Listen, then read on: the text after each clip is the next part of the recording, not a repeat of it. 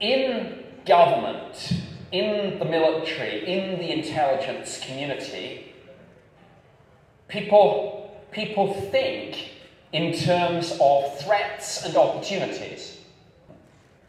It's kind of the mindset. Not just with UFOs, with almost everything. Almost everything that happens in government. What's the threat? What's the opportunity? And sometimes it kind of sounds crazy. Why in a bad thing would there be an opportunity? And why in a good thing would there be a threat? But there's always something that can go wrong. And there's always a silver lining in every cloud. So this is, whether we all like it or not, the lens through which government, military, intelligence community view any issue. But the UFO issue is a good example. And it may surprise a lot of people to know, just to get a little bit geeky here, but there is in fact an equation for this. Yes, there really is an equation that defines threat. Capability times intent. I don't know, some of you here may have a military government or intelligence background. If you do, you may well recognize this equation. If you don't, it may just be because I'm a Brit and you have a slightly different way of putting it. But when I was in the system, this is what I was taught. Capability times intent equals threat. And in the business community, in the whole issue of risk management, which is obviously a very important part of any business model these days, there's a related equation, which is to say that risk is a function of probability and the harm that could result from that risk, that thing that you are trying to prevent, actually coming to fruition. Now, just to put a little bit of flesh on the bones, and to bring this back to UFOs, but before I do, you might say, okay, so looking at capability times intent, you might say that France has nuclear weapons, but France really has no intent to attack the United States or the United Kingdom. Well, maybe now with Brexit, I don't know. But I'm joking, I hope.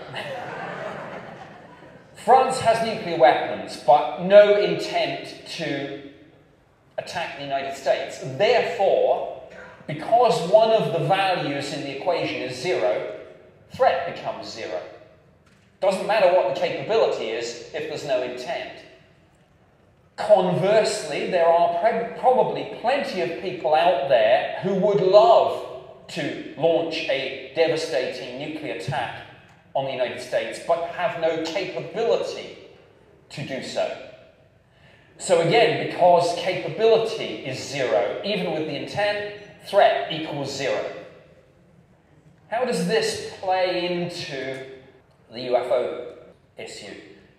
We actually have, if you've all seen, have you not, the 3 videos of the Navy jets chasing the UFOs.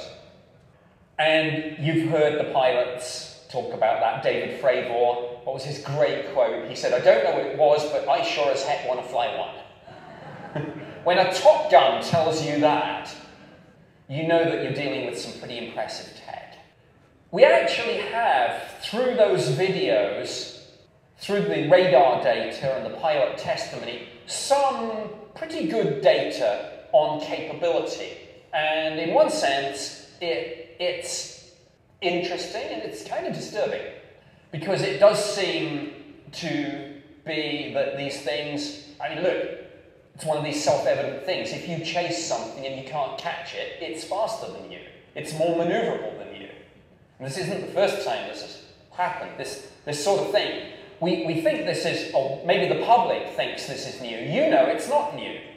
It's not as if this is the first time that pilots have seen and chased UFOs. It's just that this time We're reading about it in the New York Times, and we're seeing it on all the major networks, and the pilots are going on the record.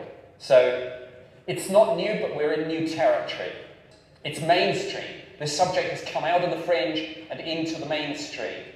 And of course, if we have this data through the declassified videos, you can be darned sure that in the DIA and in the DOD, there is a whole bunch of other videos and other data and analysis relating to those videos. Probably very good estimates. We've heard all the talking heads talk about them, but there's probably classified intelligence assessments on speed, maneuverability, size, energy, propulsion system, all that kind of thing. So we have some interesting data about the capability. What we don't know is the intent, because, and I'm going to steal Luis Elizondo, who ran ATIP, I'm going to steal his marvelous quote about why we don't have that data on intent. We don't have that data on intent